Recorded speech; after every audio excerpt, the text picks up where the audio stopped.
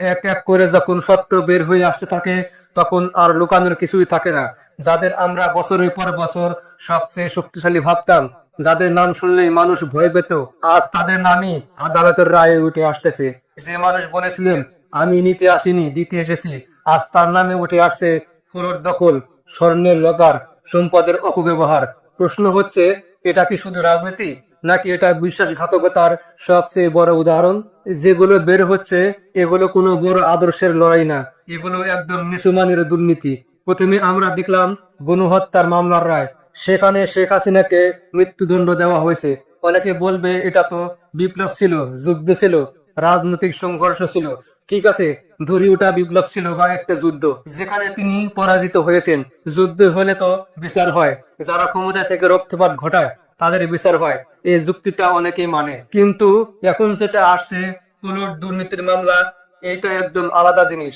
আজকে সকালে দেখলাম শেখ হাসিনাকে 3টি মামলায় মোট 21 বছরের দণ্ড, তার ছেলে মেয়েকে 5 বছর করে কারাদণ্ড, প্রতিমন্ত্রী শরীফকে 18 বছর কারাদণ্ড, আর অন্যান্য কর্মকর্তাদেরও বিভিন্ন মেয়াদে সাজা দেওয়া হয়েছে। এখন সবচেয়ে গুরুত্বপূর্ণ বিষয় হলো এই মামলাগুলোর পর্যবেক্ষণ। আদালত বলছে তিনি সরকারি সম্পত্তি নিজের নামে নিয়েছেন, রাষ্ট্রের সঙ্গে বিশ্বাসঘাতকতা করেছেন। এর মানে কি?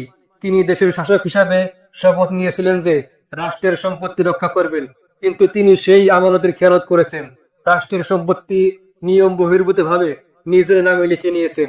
আরেকটা ভয়ঙ্কর বিষয়, কোর্ট নেওয়ার জন্য যে হলফনামা দেওয়া হয়েছিল সেটা নোটারি করা ছিল না, মানে সেটা জালনতি হিসেবে আদালত উল্লেখ করেছে। তারপর বলা হয়েছে রাজউকের কোনো বিধিমালা, কোনো নিয়ম মানা হয়নি, অর্থাৎ প্লট দেওয়ার সময় কোনো বৈধ প্রসেসই অনুসরণ করা হয়নি।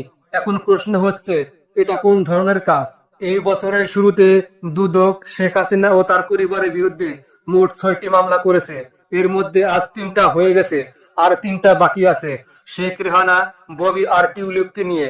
এই টিউলিপ বিষয়টা খুবই ইন্টারেস্টিং, কারণ তিনি ব্রিটিশ এমপি, তার বিরুদ্ধেও দলডের একটা পরিস্থিতি তৈরি হচ্ছে। সবচেয়ে বড় কথা কি জানেন? এই 6টা মামলাই একেবারে এক ধরনের। পূর্বাচল নতুন শহর প্রকল্পে 10 কাঠা করে 6টা প্লট বরাদ্দ, সেখানে অনিয়ম, দুর্নীতি। আমি একটা কথাই বারবার ভাবি, এই জায়গায় নামা উচিত ছিল না, এই প্লট দরকার ছিল না। তিনি যদি চাইতেন, তার সরকার এই প্লট সাধারণ মানুষের জন্য বরাদ্দ দিতে পারতেন। আমাদের মতো গরিব মানুষের তো ঢাকায় প্লট কেনার কোনো সামর্থ্য নেই। কিন্তু তিনি কি করলেন? নিজের নামেই নিয়ে নিলেন। তিনি কি ক্ষমতাহীন ছিলেন? তিনি তো চাইলে প্লট না নিয়েও জীবন কাটাতে পারতেন, কারণ তার নিজের বক্তব্য ছিল তিনি নাকি নিতে আসেন নাই, তিনি এসেছেন দেওয়ার জন্য, তার জীবন নাকি উৎসর্গ করা। এই বড় বড় নীতি কথার সাথে যখন লকারে 832 ভরি স্বর্ণ পাওয়া যায়, তখন মানুষ কি ভাববে?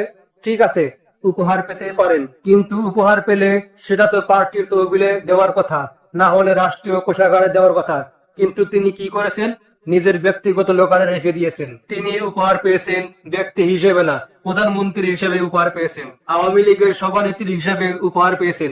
মানে তিনি তখন ব্যক্তি ছিলেন না, তিনি ছিলেন একটি প্রতিষ্ঠান। তাহলে সেই জিনিস পার্টির ছিল বা সরকারে ছিল, কিন্তু তিনি কোনোটাতে না দিয়ে নিজের পকেটে ঢুকিয়েছেন। এই চিন্তা চেতনার লেভেলটা বোঝার চেষ্টা করেন। অনেক আওয়ামী লীগের নেতা কর্মীরা আমার এই কথা শুনে হয়তো রাগ করবেন, আমি জানি, কিন্তু ভাই, এখনই তো ভাবার সময়। এখন তো ক্ষমতাই নেই। এখন ধীরে ধীরে ভাবেন আপনারা কি করেছেন আর কি করা উচিত ছিল। ভালো থাকুন। আসসালামু আলাইকুম।